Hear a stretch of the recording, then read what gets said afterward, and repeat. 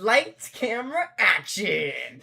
Yo, ignore the, well, don't ignore the video because it's actually a masterpiece. But that's my new streaming thing. Whenever nothing's on screen, instead of it just being black, it will now have this beautiful video playing. Yeah, I see. Yeah, hey, see, it played when I crashed out of Mario Party last time. Well, no, that time I specifically enabled it. Oh. This time I'm. Oh yeah, it was playing in the corner. Yeah. Okay, so do you think it was how do you think how do you think the viewers at home felt watching me crash out on Mario Party while it's playing in the background? I think they think you have a skill issue. All right, let's boot up Super Monkey Ball. Well, hey, with just a few information, I played Mario Party Island Tour last weekend and I totally won, so I totally like redeem myself for that. Proof where it didn't happen. What? All right, screen displays at 60 hertz. So. Sega. Yes, bro. Today, Topher is gonna play Super Monkey Ball for the very first time. He's going into this blind. Created by AV. Amusement Vision.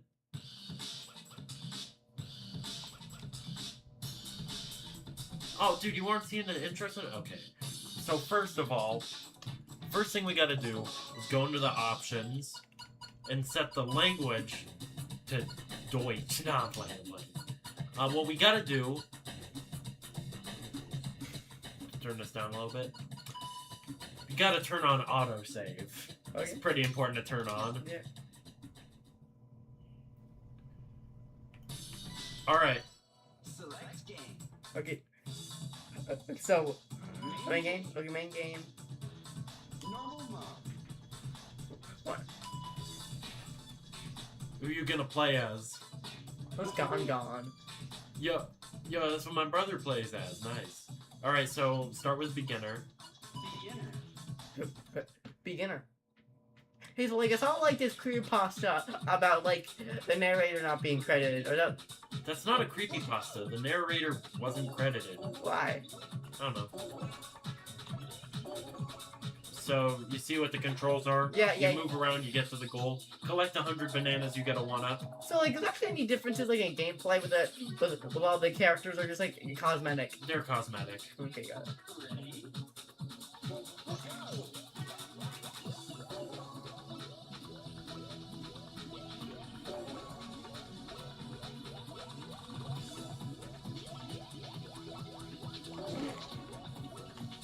Did you feel that rumble?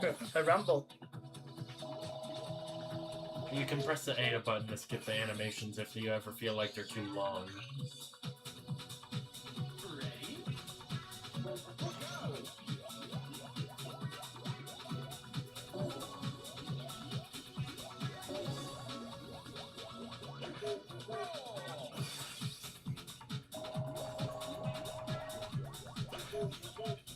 But, like, this stream, like, will be called Topher Super Monkey Ball, but just for information, my name's actually Christopher, so... Yeah. It's called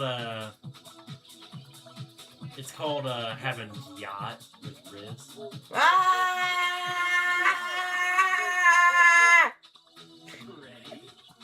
I'm not sure what that was.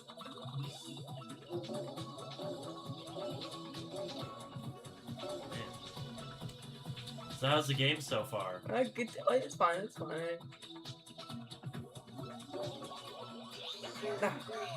I missed one banana, but at least I still live there. Yeah.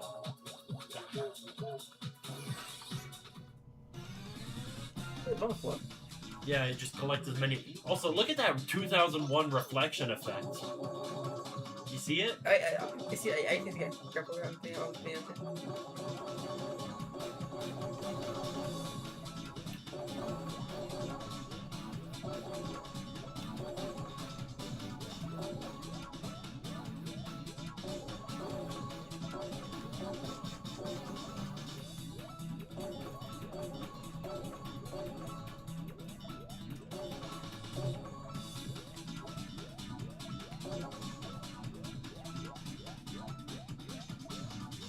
Hi, yeah, I got all bananas. Yes. High five on that one. Yes. Okay. Okay. Ready? Go! Whee! Stop! And then... Whee! Then... Turn around! Then... Whee!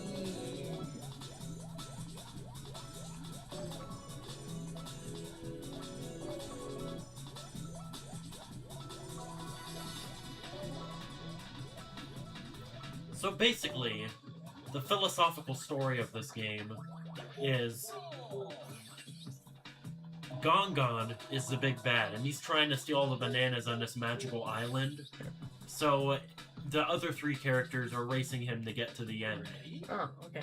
The story is only ever told in a Japanese website for the game, but it does in fact have a story cause. So you say Gongon is evil as some other video game villain like Bowser or Eggman? No, he just wants bananas, bro. He's chill. You know, honestly, he's more like a Knuckles to me than like a Bowser because didn't he like become friends with the gang after this game? Yes. Yeah, that's why. No, come on. Yo, you gotta build up momentum. Yeah, like that. Ooh, that was a close one. Oh look, you're 2 bananas away from getting a 1-up. 1 up. Yo, This this is when the game gets real. get real. Get real? Okay.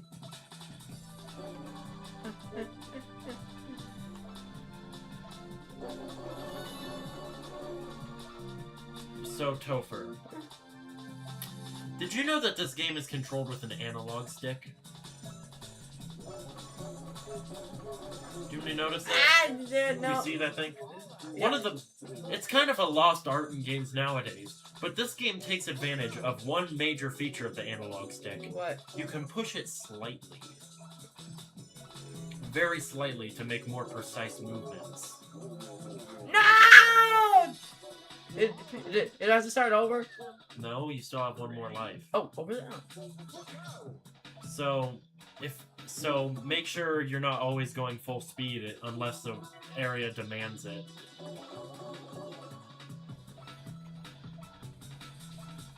And there you go.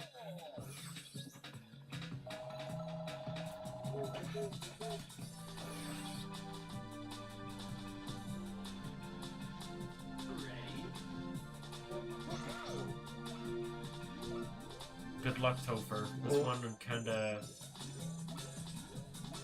one's kinda tough. Nice! Oh, and here you go. You ready for the final level of the beginner course? Okay.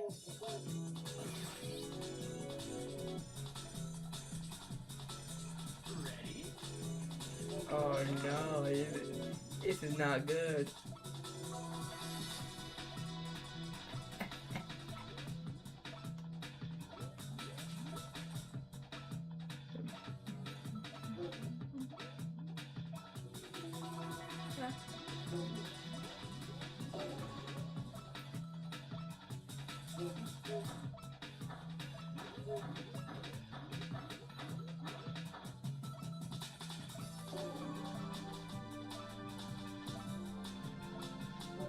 Ah!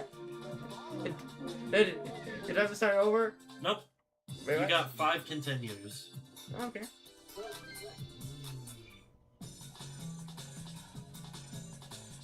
Ready?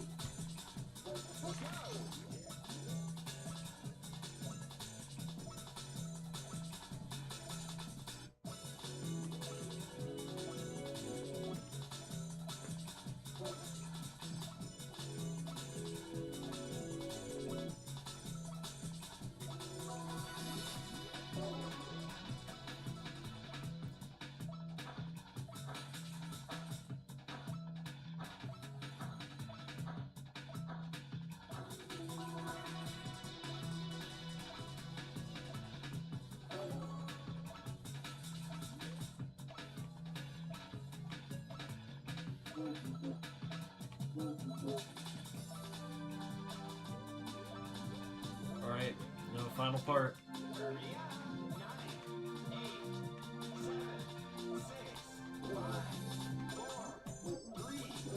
Ah!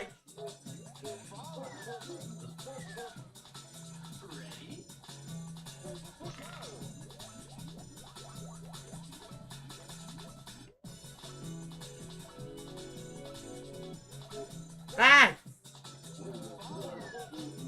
This game's a tough one. Keep in mind, this is still easy mode.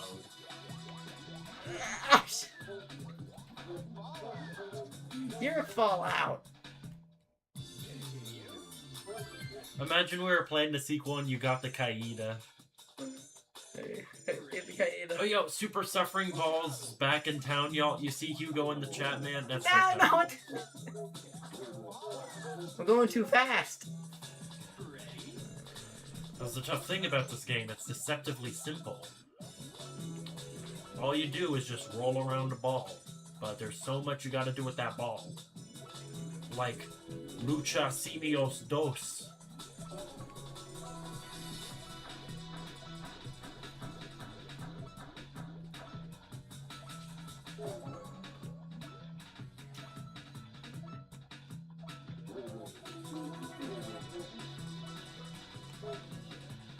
Alright.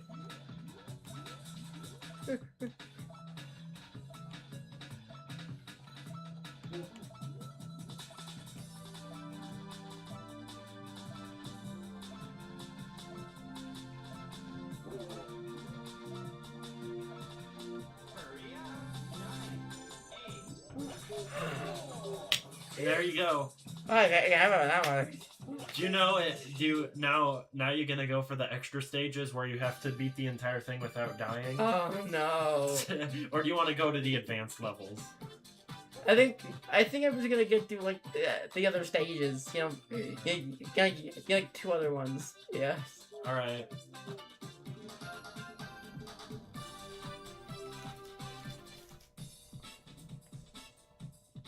Staff. Okay, ready, go.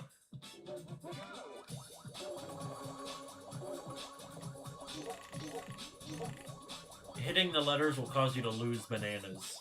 This is a little score attack. Yo, let's...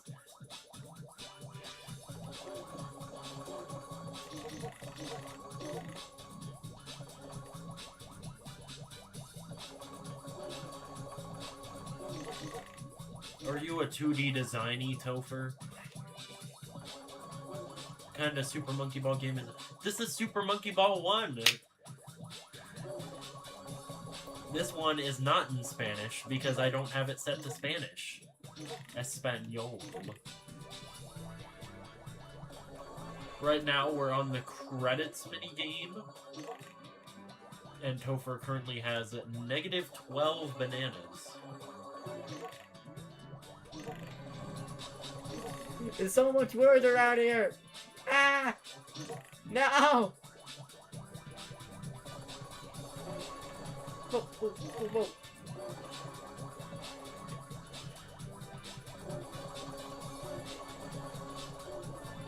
Ah! Holy annoying orange! I don't know what he has to do with literally anything going on right now. But I okay. don't know either. Okay. Oh, okay.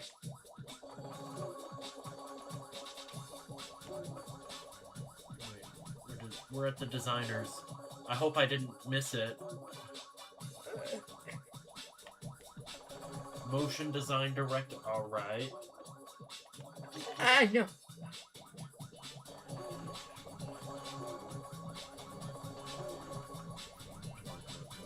Motion design. Okay, okay. We're gonna get there. That's a lot of motion designers. Yes! You see it! 2D designy!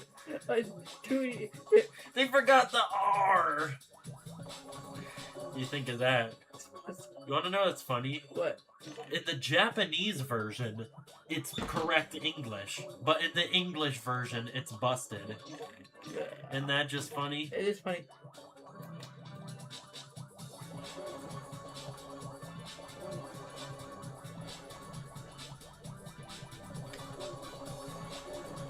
Yo, I'm an absolute geek about this game.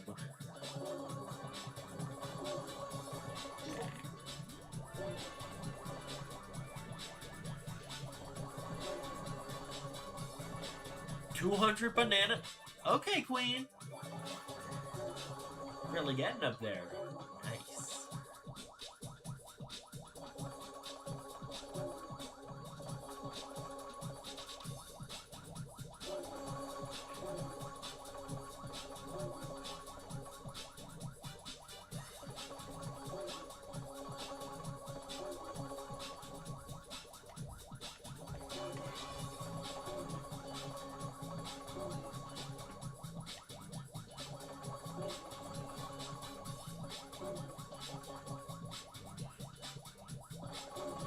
Yo, notice all the bananas are sponsored by Dole. Hey, you know that.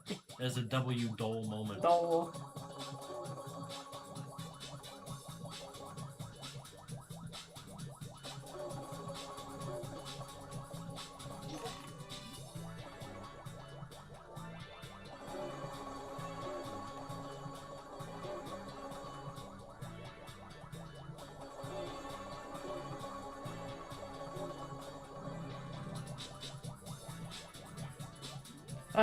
Alright, so we got 434 bananas. You're a brown tufted capuchin.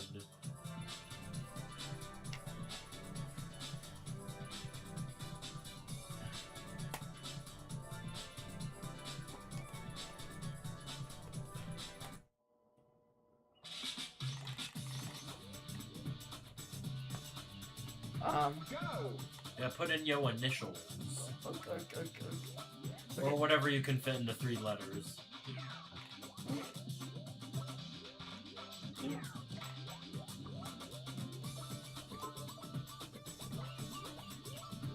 R.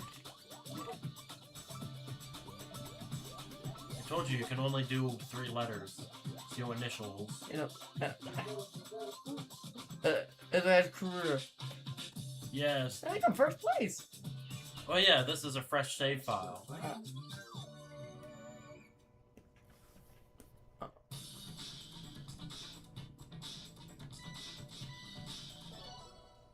Select game. Main game. Normal mode. Advance. There you go. You ready for this? Oh my god. This time it's 30 stages. I know. Ready?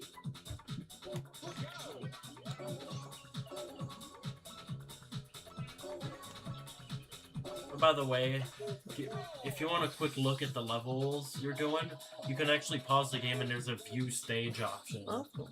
So if you want to plan out your route or whatever. Ready?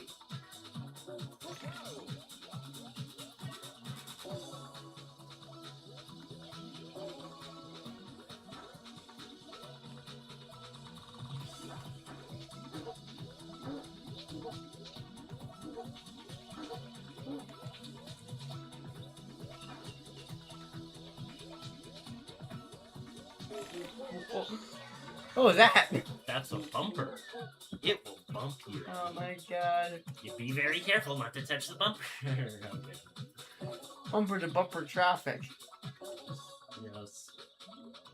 Actually, the nostalgic the nostalgic has a series called Bumper to Bumper, where he talks about TV show bumpers.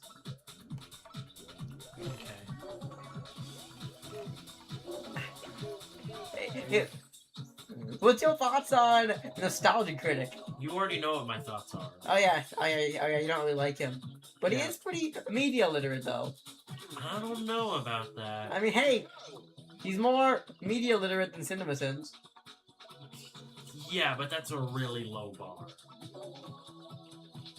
don't know. He's a little too irony poisoned for my liking. What does that even mean? It lacks the sincerity. Everything's got to be like all ironic and all that. I don't know. He did a video about one of the worst movies ever made, Rap City Street Kids. Bro, that is not one of the worst movies ever made, bro. Have you heard of the 2025 movie about COVID? I don't remember what it's called. It just had 2025 in the title. It was some weird, like, anti-vax... I don't remember what it was about. Really? Diamond Bolt made a video about it, and his video about the worst movies. Huh, I didn't actually know that. Okay, fine. He didn't actually say it was the worst movie, but he did say it was the worst. It was worse a Christmas movie of all time.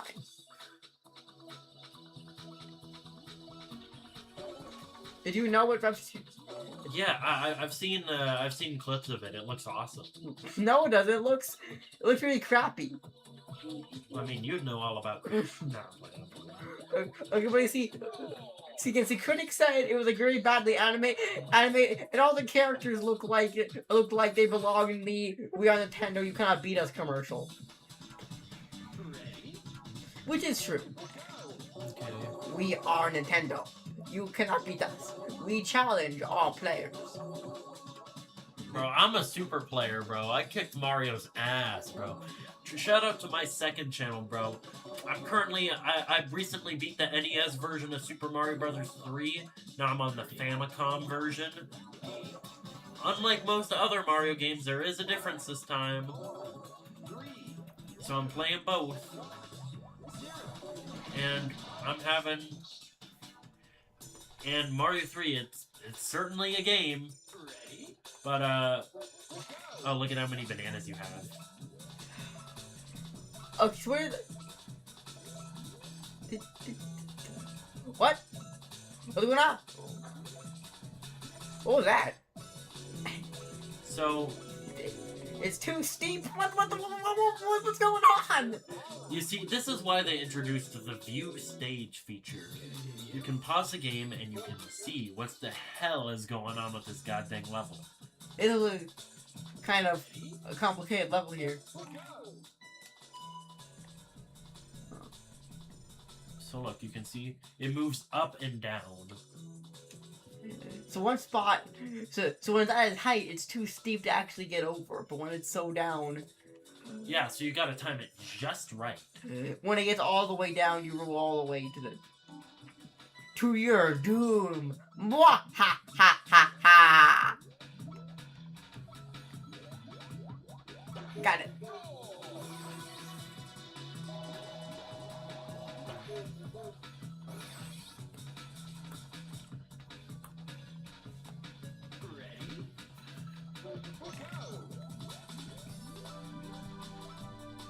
Sneaky, sneaky.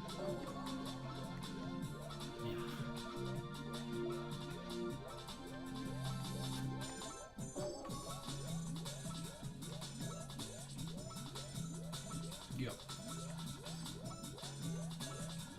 I've been a Super Monkey Ball head since I was Cocomelon adjacent. I'm so locked in, bro. But at the same time, I'm also kind of a geek. But at least that means I can give Topher advice when he's playing this. Because backseating is the only thing I'm good at. As everybody knows. And if you're not, I'm gonna backseat you on how to backseat.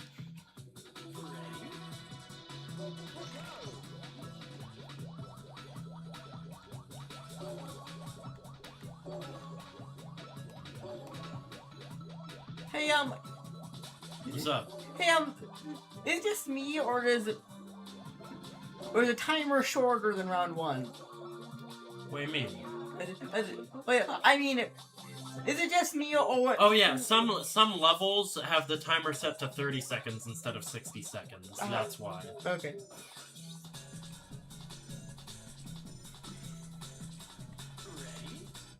Oh god. Oh god, not this stage again. But look, this time you have to go around.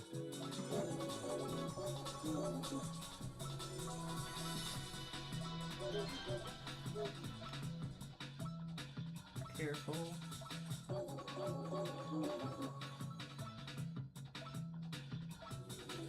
There you go.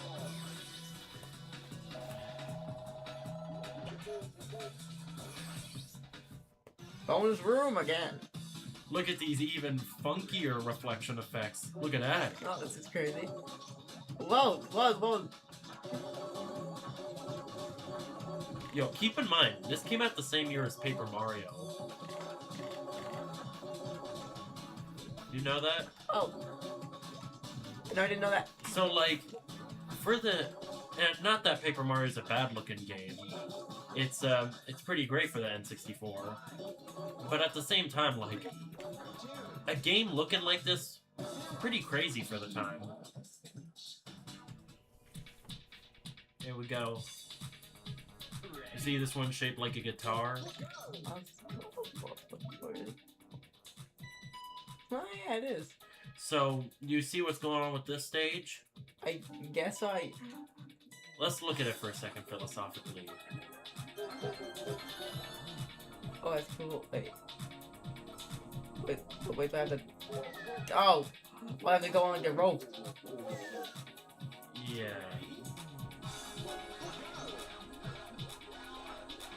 Let's hit view stage one more time. Okay, got it. So, look. There's multiple different paths. The harder paths... I'm pretty sure you can figure out what the problem with the harder paths is. Yeah, there's no... There's no... Yeah, but they give you more points. So this is a risk versus reward level. Got it? Okay, got it.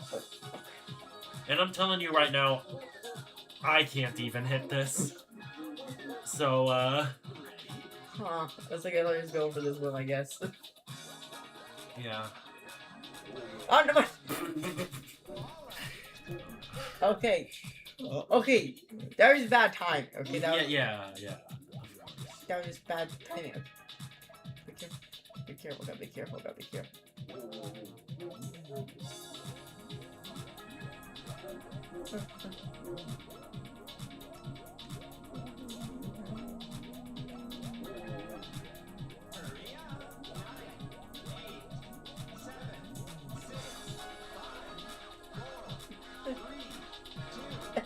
No! With 11 Bro, stuff like that is why I love this game, bro. No other game I've played, other than Super Monkey Ball 2, gives you an adrenaline rush like that. Well, it's...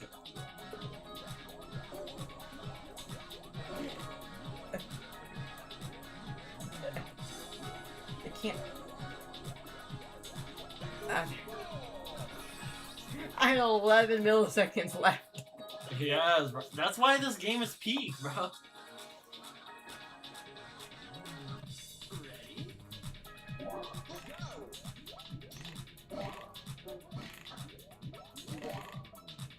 Oh, hi!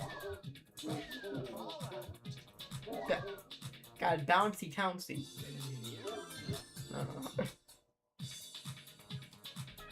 What? Wait, what? Question. I get a question. What are these shadows?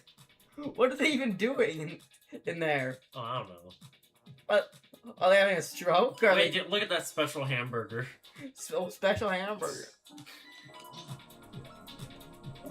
Do you see it back there? Wait, can you look at the special hamburger again? $4.25. And that... Do you see that hamburger? That is not a hamburger. That's like a steak.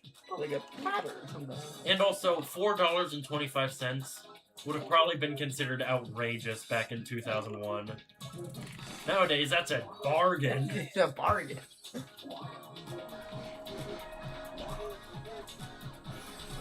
Oh, no. Good What? luck in this department. What even is this?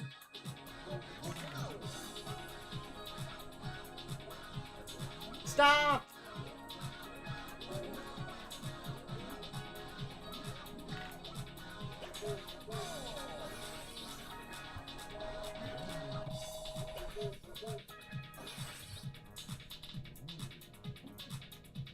Oh, this one.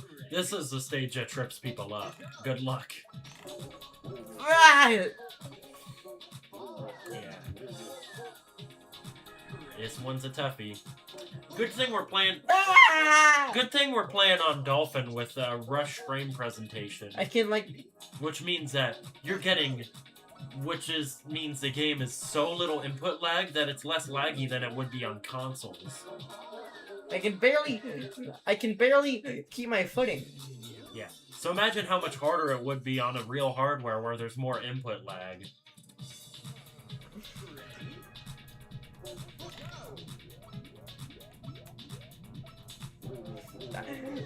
Why do I keep moving?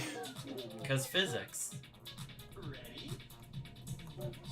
You know, the ball's on a slope, so it's gonna keep rolling.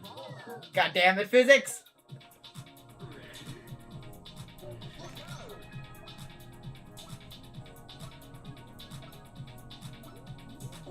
Tell you the strategy right now. Do not go for those bananas. Okay. Just try and hug the sides as much as you can.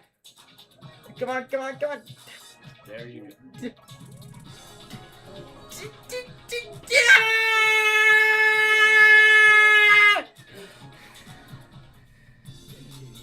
I won't continue left, man. Oh no.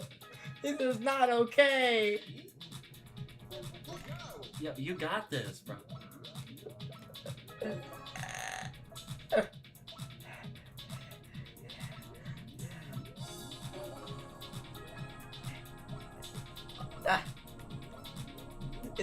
Is this what being a sweat feels like? Ah! Well, I thought you would know what being a sweat feels like. You're always a sweat.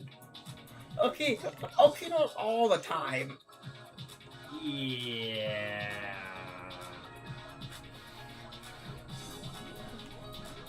I'm not a sweat, I'm just very competitive. Okay. Like when I'm playing Smash Bros, like this is not an easy stage. Well, yeah. I know. Guys, I don't think this is an easy peasy stage. Guys, see, look, I can like. Yeah, once you're done, can I try something? Okay, sure, yeah. I can barely keep my footing. See, look. Oh no! Once you still got another life. Oh yeah, that's true. Imagine you make this last life last continue. I've pulled off stuff like that before. It's cool. I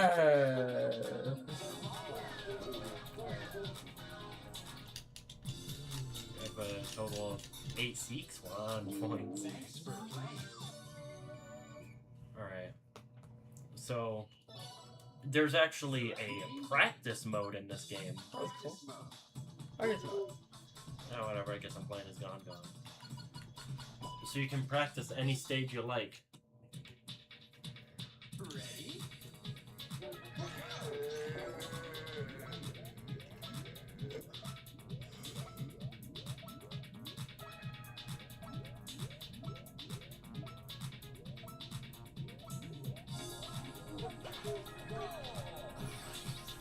How'd you do that so quickly?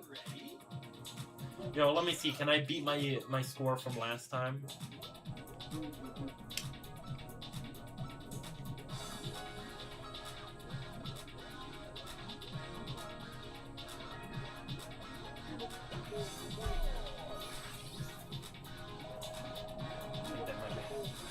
Oh, 20 point difference.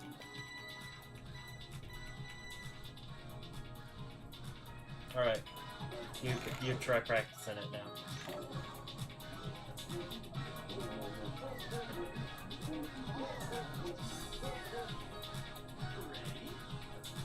And once you beat this level, we'll end stream. Got it.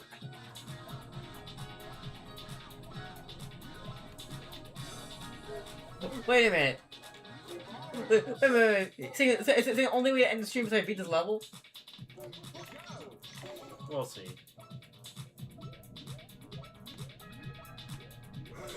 Why do I keep moving? I stop!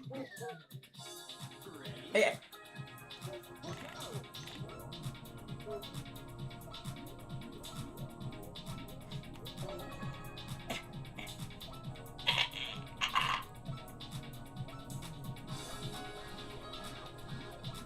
nah, come on, what? I stopped moving. I stopped moving in the forward direction. Why do I keep moving?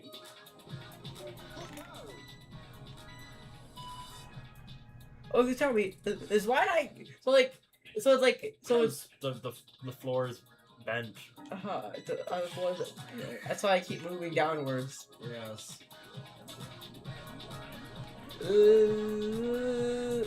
And notice it gets more and more curved downward the further down you go. So the strat is to try and stay as close to the middle as you can. Oh, okay. Middle of the stage, not the where the banana goes. I get it. I wasn't even at like the.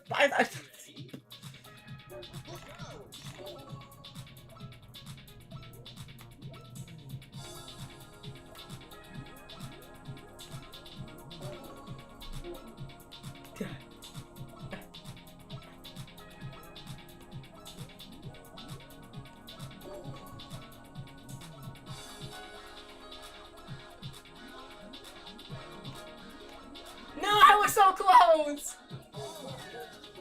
You went for the banana. Ooh, I didn't even go for the banana. I was just like moving.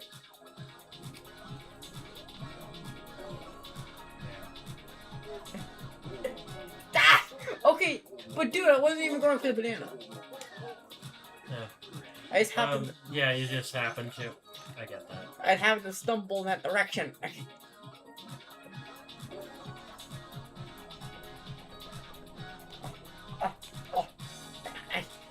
Even when you don't like die, you just like it's hard like you send to yourself towards like the bridge. Yeah. Ready? Does this game make you feel like a smiling friend? Oh yeah, right. Alright. I was in Smiling Friends, man. We're up Smiling Friends, man. I can't believe they ended it. Like, I mean, like, they didn't even, like the network didn't even end it. They ended it themselves. Yeah. That made a lot of people frowning friends. Well, question, but do you support the decision ending it off when, like, ending it off when they're on top? They said it themselves. They ran out of ideas. What? Like, And, I haven't actually watched the full show myself. I've only seen the Super Monkey Ball clip because Peak mentioned. But they specifically said themselves that they're running out of ideas. And when shows kind of have that moment where they're running out of ideas, that's when stuff kind of starts to go overboard. So I think it's better. I think it's better for a series to end good. Ready? Like, you know, the phrase, it's better to live ugly than die beautiful. I've heard that before. And when it comes to philosophically, like, for people, sure. But, for people, maybe. But, like, you know. For shows? For shows, definitely die beautiful, bro. So I guess SpongeBob. I mean, I guess money-wise, it's better to live ugly, but like, you know, artistically, at an artistic standpoint, but the die beautiful, I guess. yeah. Again, listen. I'm a defender of like new SpongeBob. Like I do think there is some gold. Like I do think if you dig deep enough, you can find some decent stuff. But I do admit those classic episodes are still pretty golden. Yeah. Like because even as a newer SpongeBob defender, like even as a defender who says that there is some decent, there is like some decent parts of Honest SpongeBob. I do admit those first 3 seasons are really something special. Yeah. And then, of course, can't forget about Lilo and Stitch, which started off like ultra peak, and then just delved into ass. Ready? You know, the first movie was kind of kind of awesome. And then you know, there's sequels which were kind of a mixed bag. The sandwiches, right? The sandwich alien guy. Yes, my dog for real. And then the show is I'm gonna be for real. The show's kind of buns. I don't really like the show. And then Of course, the live action remake. and then of course there's the anime, and then of course the live action remake. Bro, dude, you want to know what was the most shocking to me about the live action remake? What? I've heard awful things about it before watching it, but the thing that pissed me off the most, you know, other than them like doing the thing where like there's supposed to be a serious moment and then one of the characters just intrudes, that just happened. Like, I'm not kidding, there's dead ass a moment like that, but also they straight up reuse voice clips from the original movies. Oh, really? Yeah, like they don't, like for Stitch, like they just straight up use like the exact same voice clips as the original. Like, was it really that hard to record new ones? Like, you're gonna recast everyone else. Why do you need there is new Stitch dialogue for that noise for that movie, right? Yeah. But, like, it's still just like you're seriously gonna try and make, like, a super high-budget, hyper-realistic Lilo and Stitch movie and then reuse voice clips? Like, Oh, yeah. that's kind of counterintuitive. Oh, actually, I also remember, I talked about the poster in a chat. I remember you saying that, like, Stitch in the poster looks like a FNAF member trying to jump scaring you. Yes! Because he had, like, the eyes. He had, like, the ghost eyes. Yes. You know, there's a lot of times there's character designs where they're not meant to look realistic. When these characters are designed, you know, it's with an art style that kind of exaggerates certain details of a character. Yeah. And, you know, in the live-action movie, they ignore that. You know, it's that realistic Mario thing. Like the one, this will be Mario in 2013 image. Yeah. They don't bother to philosophically, like, they just take the normal design and realify it without actually properly fixing up the design to work in a realistic setting. Yeah. And that's what makes it look nasty. See, actually, that's why I hate the realistic Mario images, because it's like, this is what Mario would look like if you look like, no, it would not look like that, because if it was realistic, you'd actually have to fix up the proportions. Well, yeah, that's kind of the joke with that, but still. It's like an unironic version of that.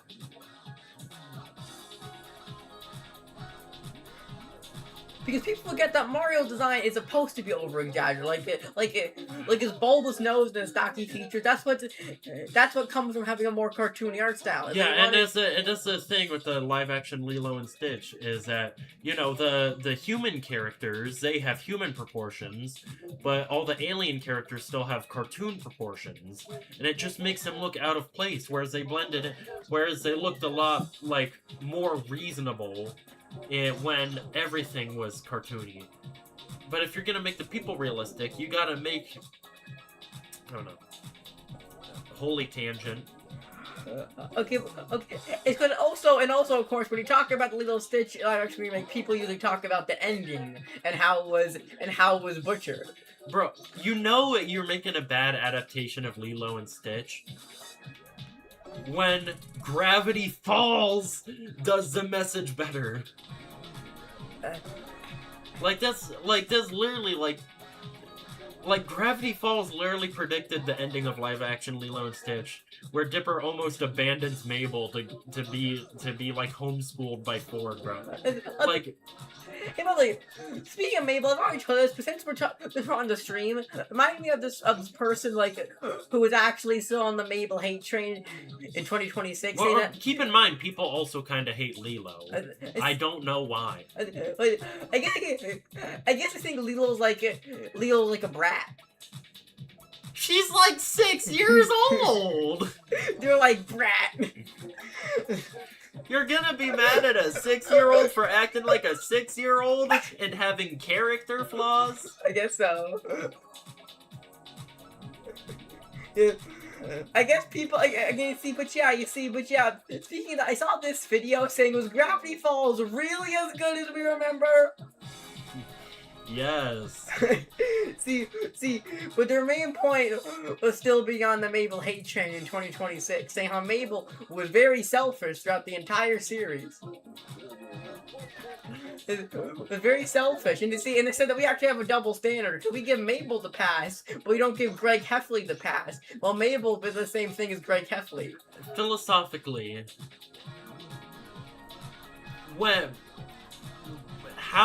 there's so many times, every single time Mabel is selfish, it's either Mabel is selfish, but Dipper is also being selfish, or Mabel's actually being selfless, and Dipper is being selfish. Like, one of the examples is the pool episode, Yeah. where people say Mabel's being selfish because, you know, she's making Dipper lose his job. But Dipper doesn't even like the job. He just wants to be there so we can clap Wendy. Whereas Mabel is genuinely trying to save a man's life here. Life, yeah. See, How is that selfish? it's ironic because Bill Cipher actually called her selfish for that when he was trying to manipulate Dipper to make it a puppet. Well, yeah, exactly. You know, that's one of the big things. Bill Cipher is trying to tear them apart because they have to work together. That's why he always plants these seeds. That's one of the things is he always picks on Seuss, and people theorize maybe Seuss was gonna have a bigger role. But what I see is he's just trying to find someone so innocent and like find a way to break them apart. But and another example is like with Waddles.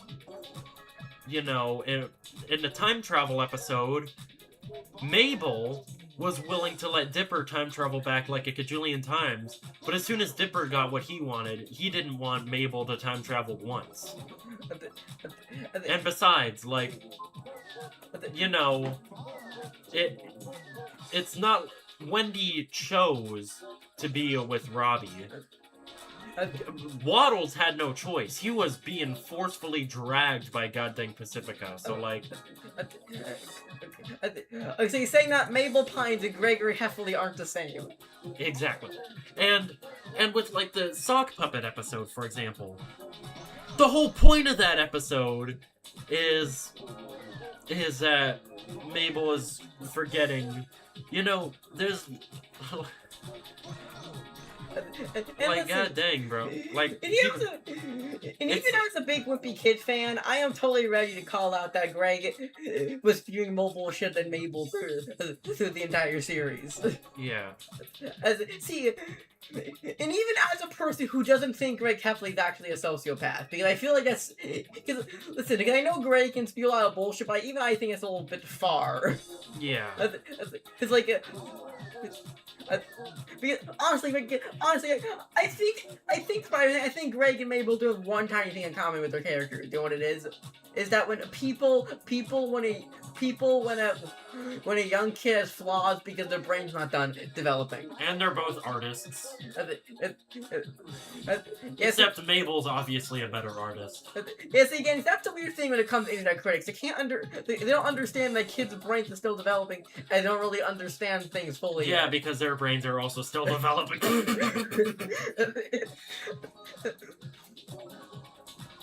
But we can all agree that Mabel treats Dipper more respect than Greg treats Rowley than Greg treats Rowley. Exactly.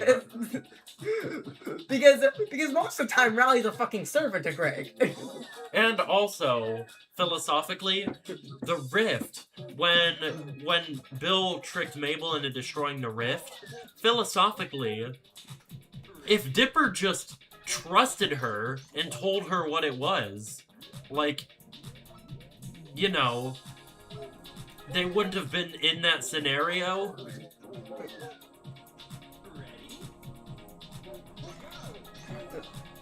Like, philosophically, like, given the circumstances, like, nothing would have clued her in because she didn't have the necessary information. So it's kind of annoying when people say it's her fault. Like, how is she supposed to know? Oh, come on, dude. What? What are you? You were so close, bro. You were so close. I know I was so close. Okay, but yeah. Oh yeah. By the way, do you know what the craziest take that guy had in the video? His ultimate thing about the Greg and Mabel thing. That you guys only give Mabel a pass because she's a girl. I don't know. Yeah, that's wild. What's he even mean by that? I don't even know. Because again, he tried to argue that Greg and Mabel are the same because they're both children that have these weird selfish plans to blow up in their face. But it's kind of a generalization. Yeah, that's hyper overgeneralized. Because, I've already explained how a lot of the times Mabel isn't being selfish. yes, and of course, in most of the time when Greg's plans, he is being 100% selfish.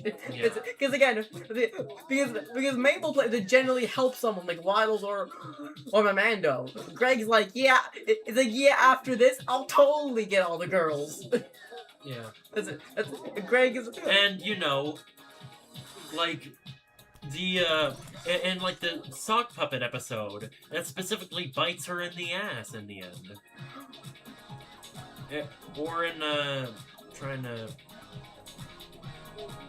you know, people, I don't know. People are weird. Yeah, well, actually, do you want to actually had a good take? Well, okay, well, to be fair, it's a pretty common take, but they had a pretty good, outlook on it. Do you know what it is? It has the fact that the live action Lilo and Stitch isn't just bad. Do you know what it is? Actually worse than bad. Do you know what it is? What? It is Donald Trump propaganda. I mean, to be fair, they got rid of Pleakley and Drag, so, like... Yeah, I know. But, like... And also, because he also did was Donald Trump propaganda, because it also, like, showed, like, the social worker being nice. But he's also... But... Cobra Bubbles is a Karen dude. Okay, wait, no. Well, he said in the movie, even though Cobra Bubble is not supposed to be bad guy, you're still supposed to like see like it's a bad thing if they get like torn apart by the system. Like it's still like a bad thing. Yes. But he says in the live action version, it's shown that they put the social worker in a much more caring like. Even though Cobra Bubble is a good guy at like heart, like later in the movie, it is still shown that it's a bad thing if he tears them apart. But in the live action one, it's shown that it's actually a good thing. Yeah, like I remember one of the worst scenes in the live action Lilo and Stitch. It was the most pretentious shit ever. Is like there's literally a conversation where they're like, I wish we could stay together, but that's not how the real world works. Like, okay, fucking dorkly. Dorkly. Oh, wait a minute. So do you think that's an average of Lilo Stitch was realistic? Yes. And besides, philosophically speaking. Well, actually, it was actually inaccurate. If that was actually like full on dorkly, it would probably end with Lilo getting shot in the head or something.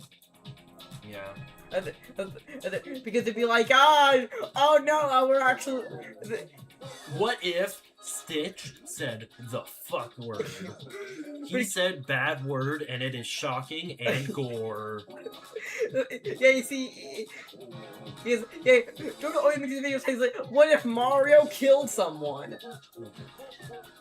Because I swear to God, they've used the whole Mario's actually because want to know what their biggest point about back is? Because no, the Goombas, he's like killing the Goombas. Yeah, you see, last time I checked, the Goombas and the Koopas, they're basically the ice to the Mushroom Kingdom. Yeah. Yeah, you see, that's how I see it. Like, well, don't racially profile them. Wait, what? The Bowser's minions are. Because remember Paper Mario, bro. Cooper is chill, bro. Cooper, and Goombario and the Goomba. Okay, how about this? But I think people forget about Bowser's minions. Bowser's minions are basically just the ice to the Mushroom Kingdom. So I think Mario's pretty justified of stomping on their head. Yeah. Because again, and even then, they're attacking him too. See, actually, that's actually a pretty big plus for the 3D games because it shows you more clear that they're attacking them because he like runs because they like run at him in the 3D games. Yeah, well, philosophically, it's like that in the 2D games as well. Really? Yeah.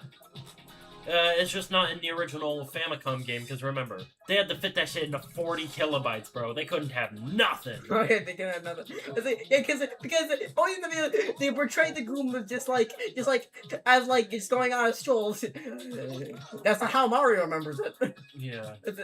Yeah, Mario remembers them as like the ice agents trying to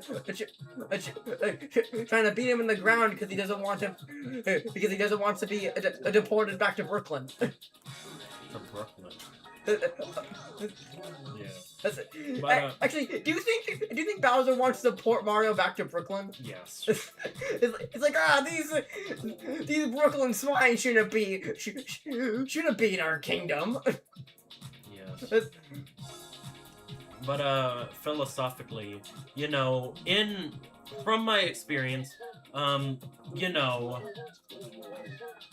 Super Mario Brothers 2, the American one, it's a reskin of Doki Doki Panic. Doki Doki. That's not even its full name, bro. Shout out Yume Kojo Doki Doki Panic. Or just Yume Kojo for short. Yeah, that's absolutely wild gaslight, bro. That's like if people forgot that that's like if people didn't mention that SpongeBob Battle for Bikini Bottom. That's like if they forgot that it was a licensed game and they just called it Battle for Bikini Bottom. It just has some guy in it who's a sponge. I don't know. It's like sponge guy. Okay, sponge. You know. Actually, but I just realized something about see the whole Bowser and Minions Ice connection. I just found another kind of small connection between them. You see, let's see. Just to recap, they both work for a dictator. And they both attack innocent civilians because they somehow deserved it just because they looked at them funny. But I found another reason. You know what it is? That you see, ice agents, they have like attack dogs, right? Dogs. I don't know. Well, I mean, if they do, then like we know why Bowser has chain chomps. Yes. Yeah, keep in mind though, Yume Kojo Super Mario Brothers 2 for the you know, in that game, you know, it has the Sniffets, those guys. They do Sniffet things. There's also all the other guys that charge into you. And there's also the snakes, all that. And you know, and even if that's not a Mario game, you know, there's also Mario 3, the best one. And yeah, bro. But you know, in that game, you know, the enemies will like throw blocks at you. And they'll, you know, Piranha Plant spit fireball. Did you know there's guys in Mario 3, they throw blocks at you? I think so. Oh yeah, I think so actually, but... And then, of course, that game introduced spikes and all that. And then, you know, there's also... In Mario World, there's a ton of enemies that specifically target you. So, like... Like, at this point, y'all should know why, bro. Oh yeah, also, honestly, all the periods that Goombas actually the victims that getting killed by the crew, that has the same, but I say just going, no guys, they're actually attacking us first. We beat them to the ground to self-defense. Yeah, because, like, philosophically... They're a part of Bowser's army, bro. Yeah, because them being innocent villages walking around and getting jumped and see, yeah, that's not how Mario remembers it. Yeah. You know, and it's like, they can choose to do other jobs rather than fighting. Oh yeah. And, like, they're choosing to fight. Oh yeah, and Ice Agents also, like, they go like to random peaceful cities and attack everyone, because that's what their quote-unquote king commands them to do, right? That's the same thing when, like, Bowser, like invades the Mushroom Kingdom and starts destroying buildings and stuff, right? Man, I can't believe they turned Sonic Gamer woke. I miss the good old days of old TVS and what is Windows. Bro, Oh wait, hold on. I realized something. bro, See, did you know they turned Sonic Gamer woke when he joined Pair Woko? hey, I realized something. You know what it is? Bowser is Donald Trump and Dr. Eggman is Elon Musk. Well, no. That implies that Elon Musk is smart. Oh yeah, right. Okay, yeah, because Yo, because Eggman's defense, he has made actual like technically impressive machines before. Musk can't even make a car that can go over puddles. yeah. It's, like again, the Tesla, that car would lose the battle against Peppa Pig. Yeah. It's one muddy puddle, I think's done for. Yeah. Man, I always love how the conversation, it always traces back to Trump. That man's on your mind 24/7. But to be fair, like, I don't blame you because he's everywhere. Right? See, Can't go 2 seconds without hearing, this is woke, that is woke, everything is woke. Praise Trump. Please save me, Donald Trump. Hey, by the way, the day of the election between Harris and Trump, I saw this comic because that was comic saying that how hypocritical Trump supporters are. Do you know what it is? They say that man, I missed the good old days back when everyone was so offended by anything, and then it showed a montage of all the times Trump supporters got offended by random ass things like Pokemon. Oh yeah, you know, and of course, you know, all the people spamming like George Floyd jokes, and then getting mad when people make Charlie Kirk jokes. See, we also Charlie Kirky, I just popped a perky. See, of course, we also can't forget the one time. See, I'm pretty sure they also once saw that SpongeBob was gay propaganda. Oh yeah, bro. Oh. What? Okay. Have you seen those videos about Tomodachi life is woke? Mario has woke pronouns in it, bro.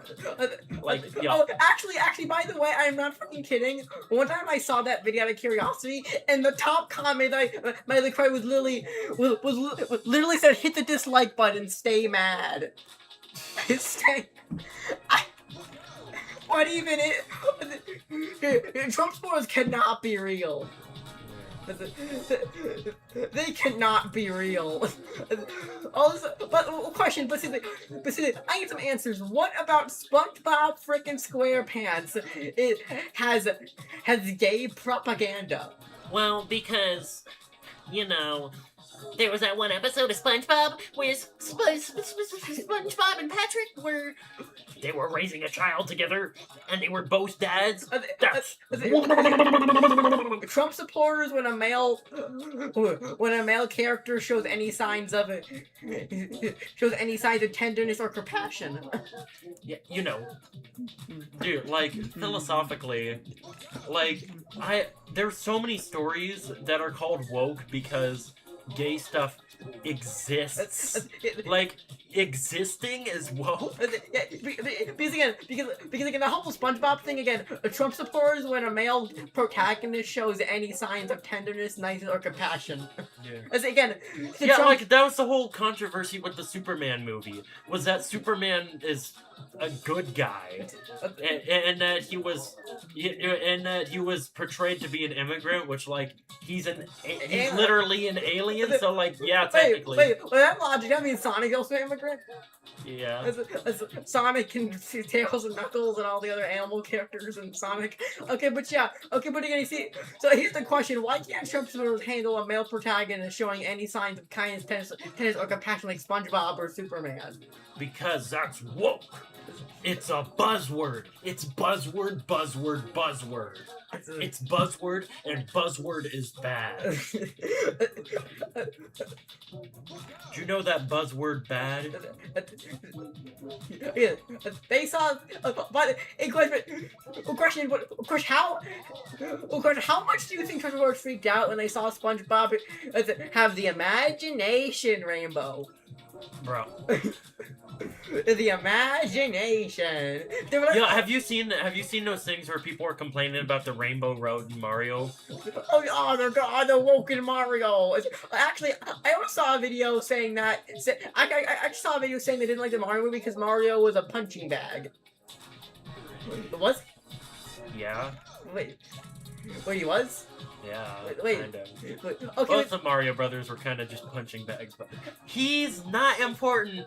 okay. They also didn't like the movie because apparently they mischaracterized Bowser being a simp. Have you played the games? Yeah, he's kind of a simp. Yeah. Yo, he fell for a poster, man. He is kind of a simp, I guess. Okay, but he is kind of true about Mario Bros. Being punching bags. He is kind of true about that. Yeah, but like, to be fair, most Mario adaptations are like that. Like, you know, the original '86 movie was like that too. Hey, by the way, I actually saw somebody say the original live-action Mario Bros. Movie is actually better than the Illumination one, because the Illumination one is just like is like a Coco Melon baby movie. It's held up by references and nostalgia. Yeah, well, is there... Well, I haven't seen the live-action one, but, like, is there anything to actually enjoy about it other than the nostalgia? Honestly, I sure hope so. honestly, I watched it and it was just okay. Yeah, again, you see, I don't even hate it. Like I watched it and looking back, it was literally just okay. Honestly, if I had to pick, I find I honestly find the Super Mario Bros. Super Show more entertaining, but probably it's because I love Mario Luigi's voice. And hey, hey Luigi, you want to be? Hey Mario! I might really like their voice in that one. Because again, honestly, listen. Honestly, do you know what's actually really pretentious about the Mario movie? Is that the fact that you know, I don't know if it's spoilers, but you know, in the beginning when they show the commercial, they're using the cartoon Italian accents. People say it's kind of a way to show that they wouldn't work in a full movie, and that's really fucking stupid. You know why? Because Charles Martinet has shown multiple times that he can't talk normally and smoothly in the goofy. Like, remember, like, the Mario Bros. DS, like Comic-Con thing? That was proof that could have worked. Well, yeah, and there's also, you know, like the GameCube and Game Boy Advance games. Yeah. He's speaking full sentences in those. And, dude, did you know that people actually don't like Super Mario, the Game Boy Advance versions of the Mario games? Not because of the awful screen crunch, but because they added voice clips for the characters. They're mad that Mario talks. He's the Bing Bing Wahoo guy. Actually, you know, honestly, do you want the only reason on why the Mario movie plumbing commercial sounds so awkward in the Italian accent? Because Chris Pratt's just not good at doing the Mario Italian accent. Yeah.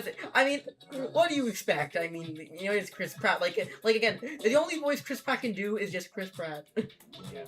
Again, remember, it's a me, a Mario. See, and he said it's not gonna sound like that, but guess what? It did. It sounded like that. What is this place?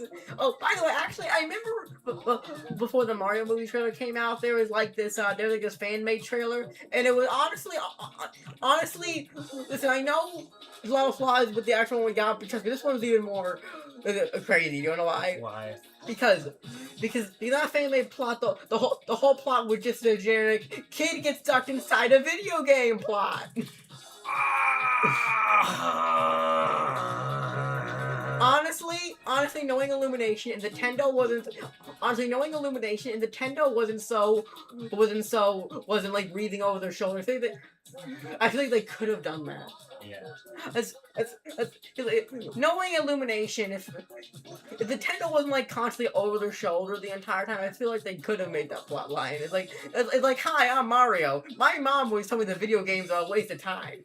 Video games are a waste of time. And then I was like, oh, Mom, you don't understand. And then I got stuck inside the video game. Oh, by the way, yeah, honestly, that trailer is probably what the movie would have been if Illumination got full creative control. Yeah. Hey, by the way, so I saw this video by a YouTuber called Your Movie Sucks. He did a Your Movie Sucks for the Mario movie. So the Mario movie was a dumb baby movie, and it was only held up by nostalgic man children. They can't take an actual criticism without going, no, you don't understand it. It's actually cinema. Animation is cinema. What do you think? That true? Or... How is it being a man child to enjoy a movie? Like, I get, like, if you're, like, complaining, but, like, I hope that doesn't mean, like, you're a child if you enjoy Mario. No. They weren't saying that, but no. He wasn't saying that. He likes Mario, but the problem is that he didn't think the Mario movie had an actual, like, story. Like, he thought the story was just, like, a very generic hero's journey without any actual sauce. Yeah, well, philosophically, the problem is when adapting a story like this, and it's a pitfall the Sonic movie also kind of fell into, and even the shitty ass Flash movie with Ezra Miller, where you kind of have to make this establishing story, but when you're adapting it, and a lot of the times the beginning of the story is going to be very generic. And then you kind of expand with, like, more experimental stories later. Well, honestly, I have a hot take. I feel like the Mario movie shouldn't have been a backstory movie, because I feel like it should have been like a Mario and Luigi game, where everything is already established, and we're just dropping into an adventure. Yeah. I'm hoping the second movie is gonna be like that. A similar thing happened with the first Sonic movie. Difference is the first Sonic movie is awesome. Because honestly, the Mario and Luigi games, they do kind of feel like short Mario movies in their own sense, because they're just like more expanded adventures for Mario and Luigi. So kind of. And then there's also that Flash movie, where like the Flash movie is the kind of thing you're talking about with Mario, where they drop you into an already established world and just expect you to know what's going on, and like it absolutely flopped because like you have no time to actually get used to the character because you're already supposed to be familiar with them, and people hated that movie. And it also honestly, actually, I know a movie that used iconic character and used that formula and actually was really good. You know what it is? What? The first SpongeBob movie. But even then, that's a continuation of the show. Well, I know, but like how Mario and Luigi was a continuation on Mario. Yeah, but the problem is, with the movie, shows to movies is kind of like an easy bridge. Video games and movies a lot of the times have different audiences in mind, so movie adaptations usually have to start over. Hey, honestly, I don't know. Hey, honestly, they still could have done more. Hey, honestly, actually, for the past few days, I've actually been replaying Bowser Inside Story, and honestly, after reading about, it honestly feels like Bowser Inside Story honestly feels like a Mario movie to me. It honestly feels like more of a Mario movie because like I said, like it just drops you into the Mario world already expecting you to know what's going on, and it it expands in the Mario world, letting you follow Bowser too, and it's like a nice like treat for the people that actually knows what this universe is about. Yeah. So I feel like Bowser Inside Story actually succeeded at being a Mario movie better than the Mario movie. Yeah, but there's also the thing of, there's a lot of people who are going to be first introduced to Mario by the movie with only slight familiarity with the games. So for those people, it is kind of fair. But they could have made this story, a little less generic. Yeah, because even the people who they liked the Mario movie, they also had to acknowledge the plot was like the most bare bones hero journey ever. And I have to agree, it was just like, oh, guy, it's the most bare bones. Like, oh, guy wants to have a dream, but his family says he can't have a dream, and they should just stay with the family. But then he goes on a magical adventure, and he finds himself like that. That's the most generic hero's journey ever. I'm not saying you can't do a hero's journey. Here's the thing. Here's the other thing about being media literate. Do you know what it is? What? Is that, you see, trope doesn't automatically mean bad. So if they have a hero's journey, it doesn't automatically mean you're bad or generic. But if you make it generic, then you're bad. Generic. Yeah. Because I'm pretty sure it's actually a problem that CinemaSins have. They equate any trope to a movie being bad. Yeah. Because you know how they say oh, and they also question, do you think CinemaSins actually know what Ex Machina even means? No. So why do you think they say it so much? Dude, wait. It says like when Trump supporters use like woke and stuff, they just like are using a buzzword to sound smart. Yeah.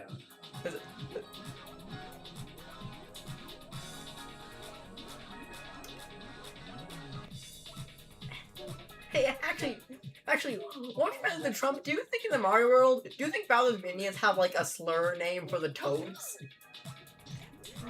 And like they call them that while they're like beating them up beating them up or something. Probably. See, of course, now the toads know they don't have the pass for that word, but they say it anyway because they're dicks. Wait, what? The toads say it? No.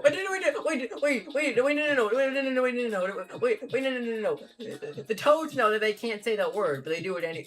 No. I mean, the toads know that the minions, the Bowser minions can't say that word. Right? I don't understand what you're saying. Can you... The toads know that the Bowser's minion guys can't say that word, but the Bowser minions guys say it anyway. I think they do that, right? Like, they call people slurs, right? Oh yeah, totally.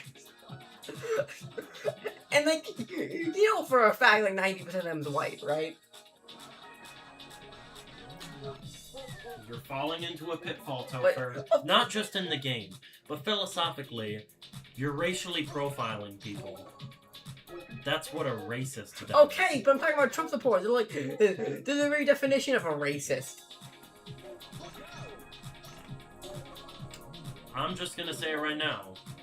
A lot of the Trump supporters I've met in person, a lot of them aren't white, Chris.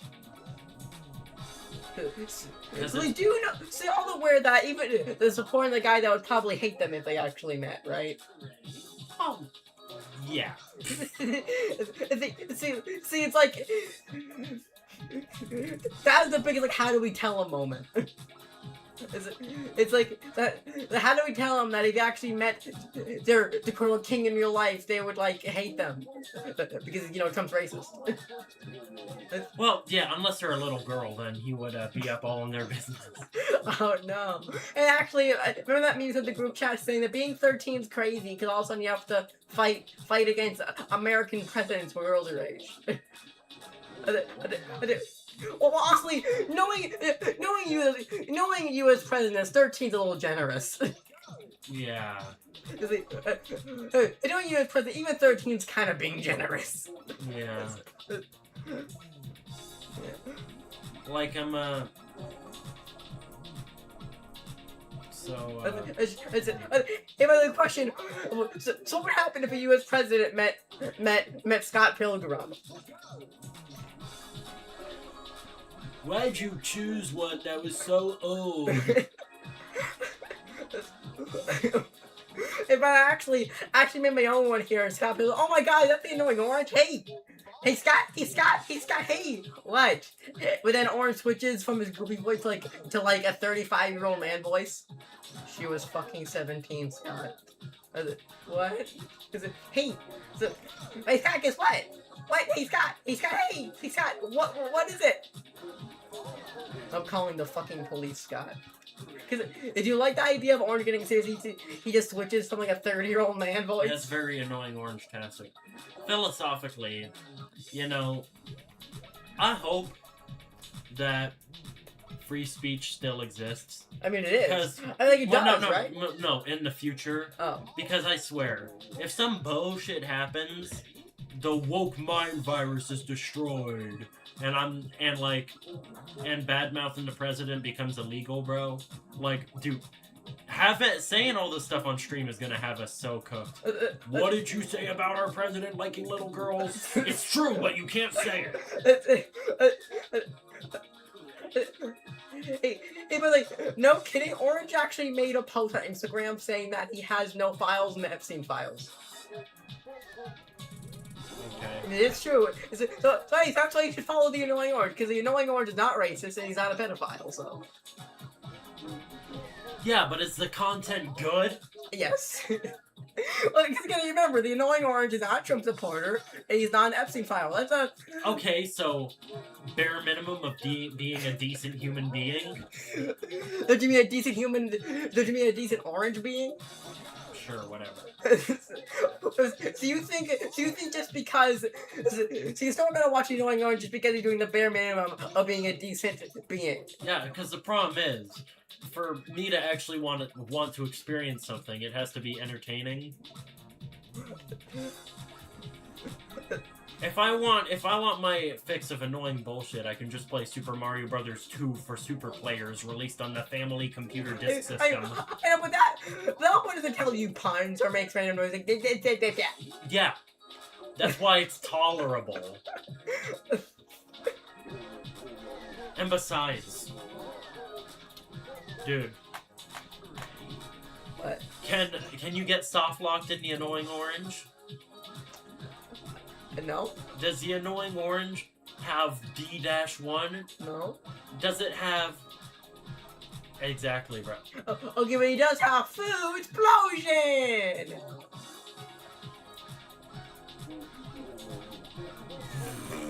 What happened? What was that, bro? I don't even know, but yeah, yeah, the Ask Orange, where of course audience ask Orange questions like, hey Orange, what's your favorite, tree? I don't know. Well, honestly, to be honest with you, sadly, nowadays most of them aren't even questions. They're just more like drop 50 butts on pear. That's kind of how Ask blogs kind of work with these characters. Wait, really?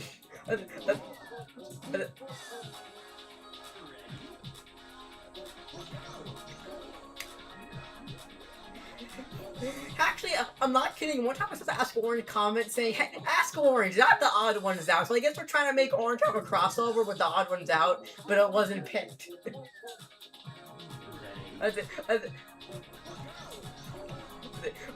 Is that a reference to the odd is out? Yes, but well, actually, I think the Annoying Orange is better than Odd Ones Out. Because last time I checked, the Annoying Orange didn't fire all the animators on a whim. Yeah, because the annoying orange doesn't have any animators. He's a fictional character. Okay, I'm just okay. Fine. Damebo didn't fire all their didn't hire all their animators on a whim. yuck. So I'm just saying, Damebo's probably the better one here because they don't fire all their workers that need money. But to play devil's advocate for a second, has the Odd Ones Out used AI sloth? Okay, because Damebo made a crappy Netflix show for babies. Yes, it's called He's Orange, he has a lot of friends. Okay, the fruit toast is meant to have more substance than Oddballs. Didn't know. Oddballs are just, oh, I'm so quirky. Yeah, just like all your other favorite shows. I'm not taking shit. Like, not that I actually give that much of a shit about Oddballs, but like, you like breadwinners. You like Pickle and Peanut. You like Sanjay and Craig. You like Rocket Monkeys. Okay. I've never watched Rocket Monkey a day in my fucking life. But if you did, I know you would love it because that show is right up your alley. Okay, the Annoying Orange is better than Rocket Monkeys. Because the Annoying Orange has how porn in it. Notice how he doesn't deny any of the others because he deadass watches those. Okay. I'll talk about Rocket Monkeys, but I don't watch Sanjay and Craig either. Haven't watched it since I was like 5 years old. What were your thoughts on it when you were 5 years old? It was just okay. Yeah, so I also haven't watched. So I don't watch Sanjay and Craig. I haven't watched it since I was 5 years old. So yeah. But again, so I don't watch motherfucking Rocket Monkeys. Like who? Like only two people that watch Rocket Monkeys are like Cocomelon bitches or people that want to get turned on because they have a fetish for poop. Well, yeah, just like when you're talking about Jeffy SML and you're talking about smacking your diaper. That's straight out of goddamn Rocket Monkeys. Hey, actually, speaking of SML, did you actually also mentioned Super Monkey Ball? What'd they say about it? They just said Super Monkey Ball. Like, hey, this reminds me of Super Monkey Ball. What reminded them of Super Monkey Ball? I don't remember. I don't remember. Hopefully it wasn't any racial stereotype. No, it wasn't. It wasn't any racial stuff. They were just talking about video games. I just mentioned some Monkey Ball. Okay? There's no racial undertones. Not everything SML has racial undertones. I don't know, man. Again, not every joke in SML has to. Not being racist, being not racist is not how you get a letter from a company who calls you super racist and homophobic. I read through the letter. They had a lot to say about his stereotypical character. Okay, but again, about every SML joke has any unholy. Sometimes it's just, hey, daddy, I'm gonna smack my diaper. Rocket monkeys? No, Rocket monkeys. no, Rocket. no, Jeffy. Rocket monkeys. Jeffy. That is a Rocket Monkeys exclusive, and you know, I'm gonna smack my dick. I'm gonna go out swinging. Toy soldiers, dipping dots, fun-sized bars, slipping slides, fire noises, chicken stars. It's such a stupid, brainless meme. Dude, you were literally talking about smacking your diaper 2 seconds ago. You cannot be talking. Okay, but again, see, okay, back in the annoying one, I was out. The annoying orange But is much. also, so like philosophically, explain to me how smacking your diaper isn't Rocket Monkeys humor. It's because it's just not, because like, because SML like it's not supposed to be like for any like horny stuff. It's just supposed to be like, haha. So you're saying the racism isn't for sexual pleasure? What? Yucky. Because you know there are people who goon the racism. What? No, that's not true. Yes, it is. That's not true. Okay, but I just want to say again, the annoying one, but like I said, Dainbo didn't fire all the workers that needed. But they did use AI. And of course, Dainbo didn't make a crappy Cocomelon Netflix show. But they did use AI. Never forget that, Topher. And Dainbo didn't sell out. Yes, they did. They use AI. Well, James made like a deceptive mobile game on microtransactions. Annoying Orange made 2! Okay, wait, no, that had no microtransactions. Sure. It didn't. Sure. And actually, they actually have 3 mobile games. 3! Okay. See, it had And also, philosophically, the philosophical reason that Chicken Stars isn't brain rot is because Chicken Stars is the philosophical reminiscing of a kid thinking about the joys of childhood. The only reason you think it's dumb is because you're irony poisoned. Is someone not allowed to have whimsy? What's wrong with whimsy? How is whimsy brain rotted? I don't think it's a funny movie. Yeah, but I think Pingus and Luigi are much funnier. Oh yeah, because you're too irony poisoned. And besides, you're gonna sit here and tell me that isn't brain rot, but a kid philosophically reflecting on the joys of childhood is brain rot? I have one response to that. Supangas are you icy? Holy voice crack. You're almost as much as voice cracking it. I'm gonna go out swinging. Toy soldiers dipping dots. Supangas usual icy. Every single conversation we have devolves into this shit, bro. Supangas. Okay, but again. Damn, have you been doing this for over an hour? Yes. Hard ass level. Yeah, hard ass. Dude, Like my dick. Dude, you're still 1 year away from saying stuff like that. But it was a joke, though. Yeah, but no one wants to hear about a 17-year-old's meat. Except for maybe Scott Pilgrim. Scott Pilgrim. She was 17, Scott. Hey, by the way, do you know what would happen if Scott Pilgrim met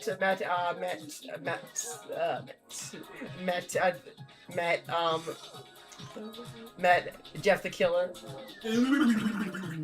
He would say she's 17, Scott.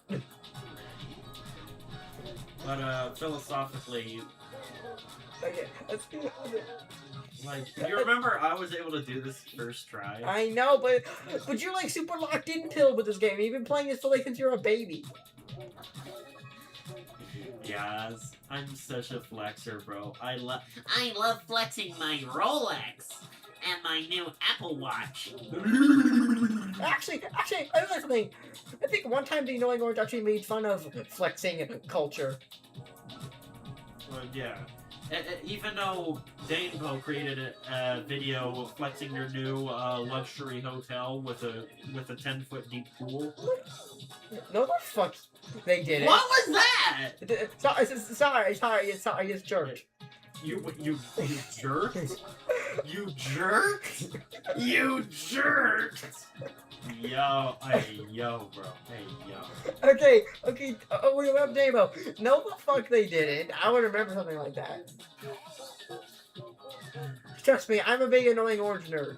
Dude, they deleted the video 2 milliseconds after they posted it. But I was able to download a digital copy by hacking their YouTube. Because remember, I'm a big Annoying Orange nerd, so I'll remember something like that. I'm like, I'm actually the Annoying Orange. The Annoying Orange has 3 mobile games, not 2. Dude.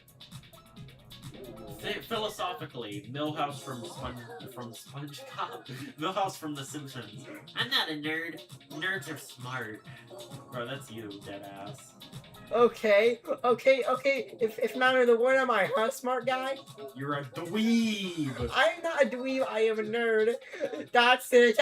That's I will creepypasta mode. Yeah, that's ultimate dweeb behavior. Okay, fine. You're a nerd if you beat it this try.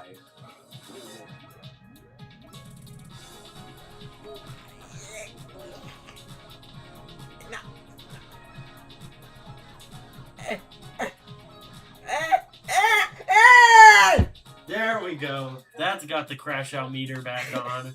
I was noticing you were becoming suspiciously nonchalant, like yours truly.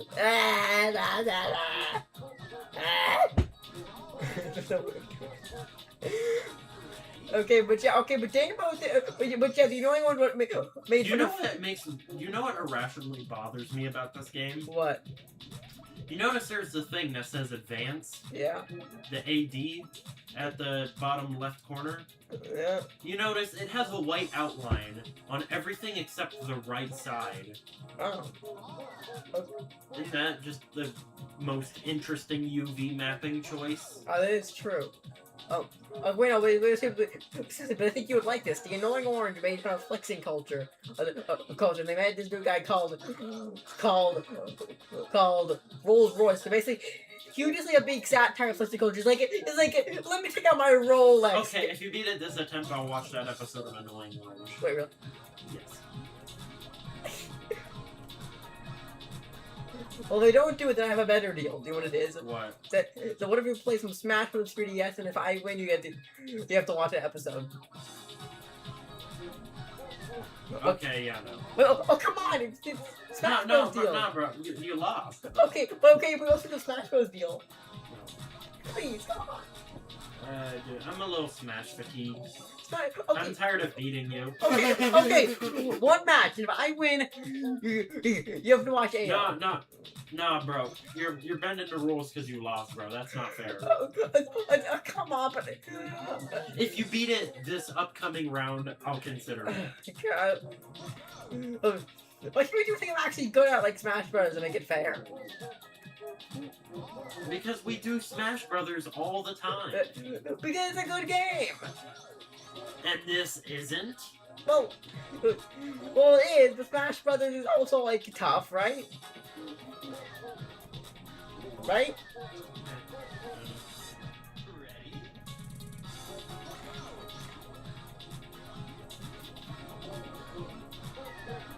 Ready? Okay, but yeah, I see, but yeah, the Annoying One made fun of flexing culture because that's pretty tough, making fun of flexing. You know what's even tougher? What? Chicken stars. But yeah, the Annoying Ones has actually made fun of like a lot of people real world issues. Like they made fun Like of. the woke culture. No, fuck, no. They made fun of Trump supporters. They made fun of ICE. They made fun of flexing culture. They made fun of So that's where you get your wokeness from. they made fun of I guess they made fun of rich private school people, I guess. Yeah, because there was like this video called like $1 popsicle versus $1,000 popsicle in the Bro, that is a Mr. Beast title. I know, but it was like an actual battle. Like it was actually like Smash Bros type battle. Yeah, but that is so Mr. Beast-tastic. Well, basically, and of course, Mr. Beast! the annoying orange. Welcome to your final test. I'm the annoying orange, but you can drop the. If you fail this one, you like Rocket Monkeys. Oh, come on! That's not fair! I'm not good at this level yet. You've been doing it for over an hour. I'd hope you'd be good at it by now. I do not watch Rocket Monkeys, okay? I've never watched it. Okay, fine. If you beat it this time, you don't like Rocket Monkeys. Okay. If you beat it this time, you don't like Rocket Monkeys. Come on, lock in. I am locked in.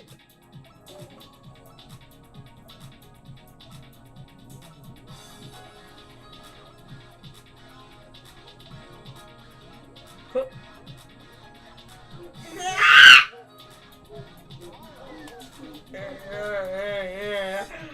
do not watch Rocket Monkeys, okay? Okay. I never watched it a day in my fucking life. What about Rocket Doggies? What? You know, it's a knockoff of Rocket Monkeys starring my two dogs, Piper and Freaky Tyler. Okay. And Coco is not my dog, that is Joseph's dog. But But for some reason, one time I saw this person that, I actually watched this person making fun of Rocket Monkeys, and there's a comment saying they wanted to fuck the robot. valid.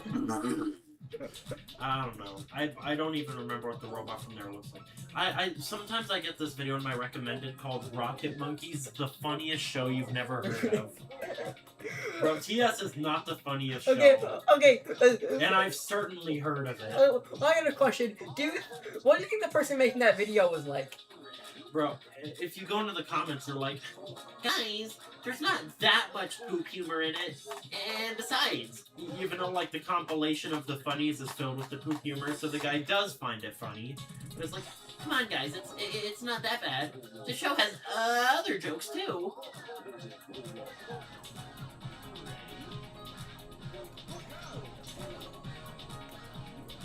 But I got another question. So what do you think was the guy that made the Mario Friends video? What do you think he was thinking when he put the comment, hit the dislike button, stay mad? Bro, I bet he felt like the one image with the Alvin and the Chipmunks and the CapCut logo. He probably felt like that, bro. He's like, oh yeah, it's like, oh yeah. I totally own the libs, bro. And to be fair, that sentiment lives rent free in your mind, so it kind of worked. Just kidding. Okay, but again, see, but I hate Trump supporters, and I want to, I want to give them a good smacking with my hand. Typical violent liberal. Don't you know it's only okay for political violence when it's ICE doing it? Philosophically, though, threatening to smack people is bad luck, Topher. The Babylon Bee is gonna use that in their next article. Wait a minute. So what an article even say? Guy gets reasonably mad at racist people? I mean, I don't know, probably. See, oh no, guy gets reasonably angry at racist people that are being racist fuckers. We're totally the victims, guys. Dude, my only exposure with the fucking Babylon Bee is seeing them making fun of Rosa Parks in Minecraft, And one time I saw this community post where ICE disguises as LGBTQ to gain support from liberals.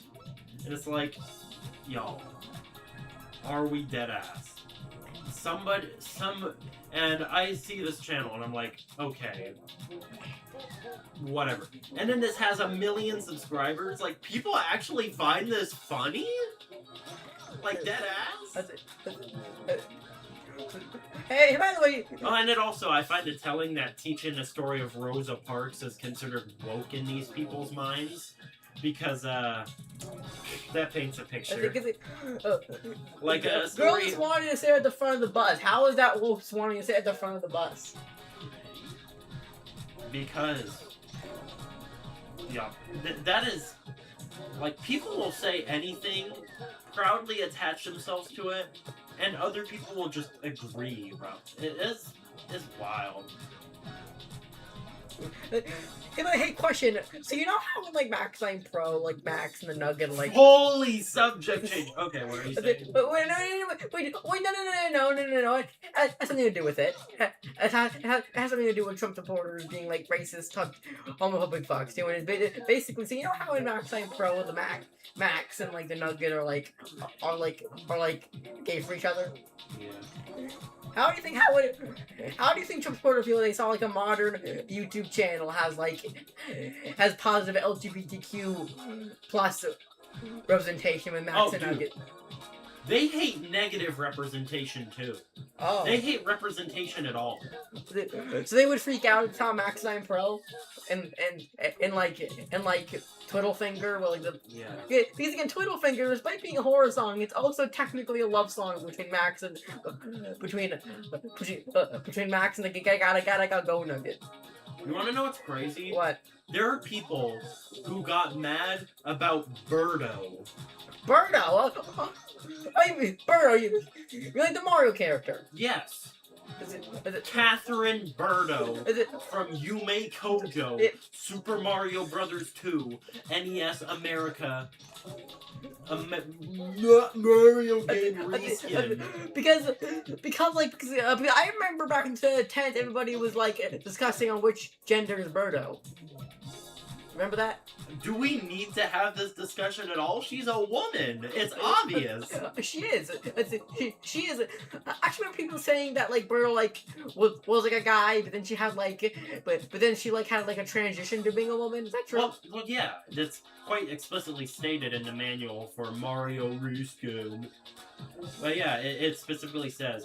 And what's crazy? So like, you know, nice, you finally did it. But like. That is canon, you know, people saying, you know, but that's why the debate exists, is because, you know, it's a trans character, and people are mad about that. So there's people online who says, she's still a man. Well, she's not.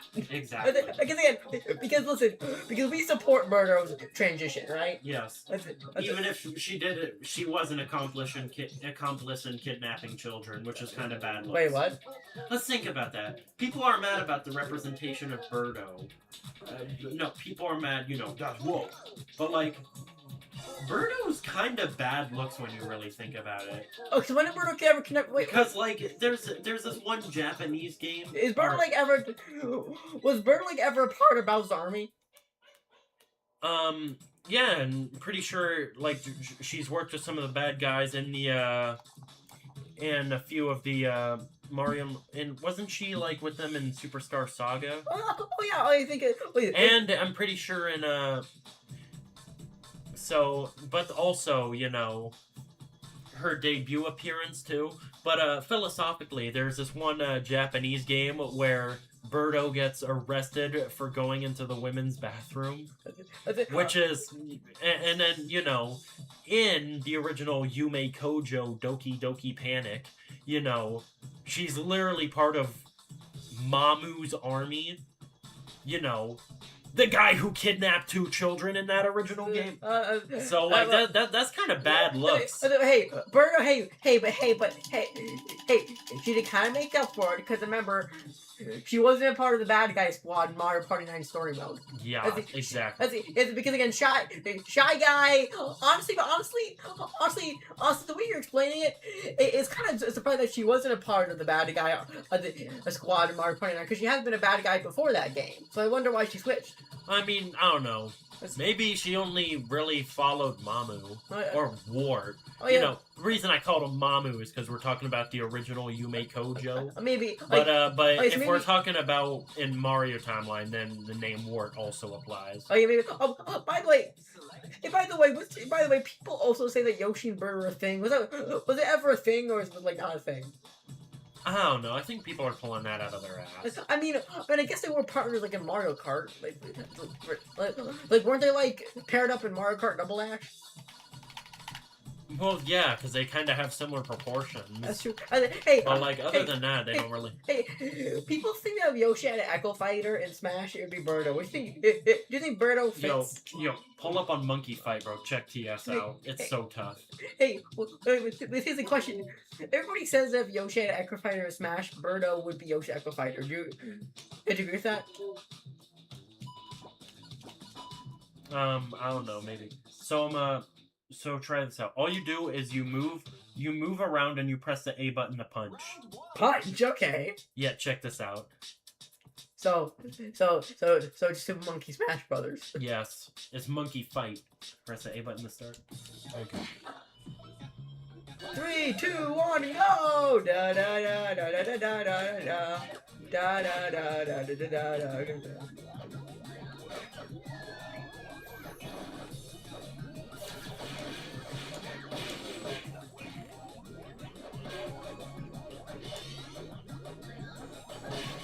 The vote. Uh-oh. What? Green Mimi is now in the lead.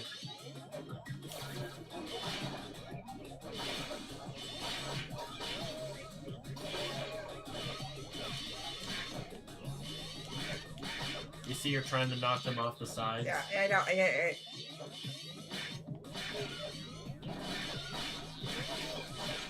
Yo, hold A.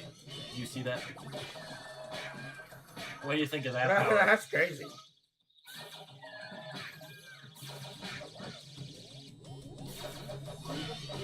How the guy win? Punch the camera. Punch the camera. You notice his model is lower poly because there's 4 monkeys on screen. You can tell because of the ears. The ears are less rounded. Oh, it's true. Next time it zooms in, you'll notice.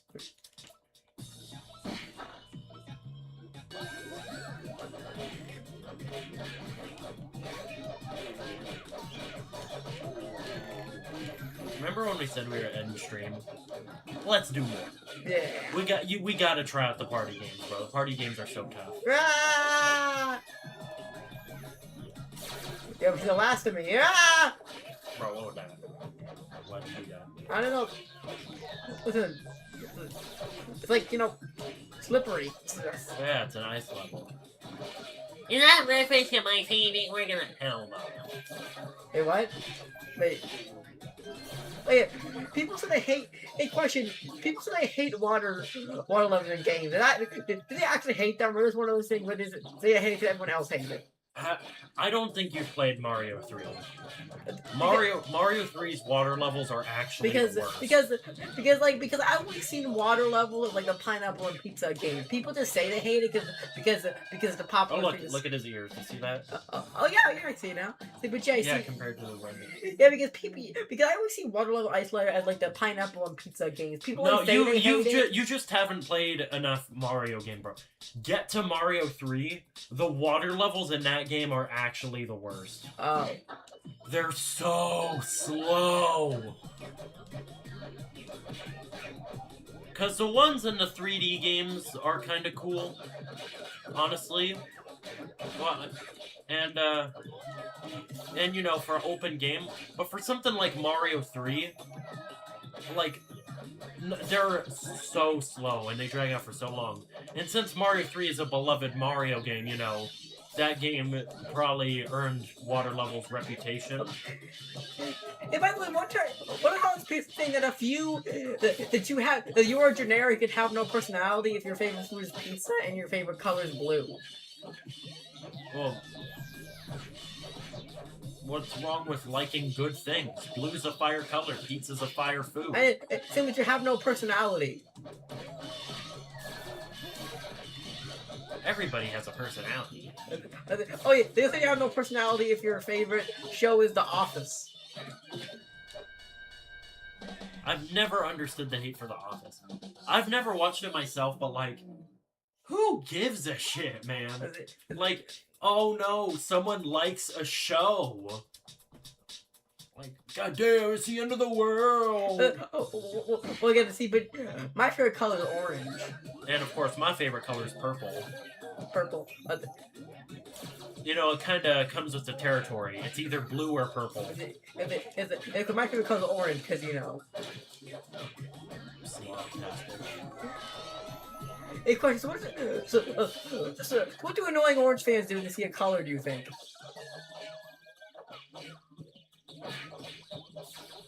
You haven't gotten a single point yet. I know that. I'm trying to get... Look there. There.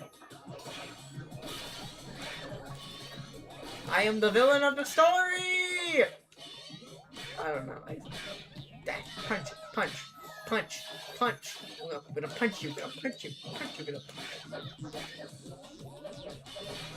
Huh? Uh-oh. Oh no. Never mind. You got it. I know. Alright, stream's ending abruptly. Bye-bye, individuals. Bye-bye.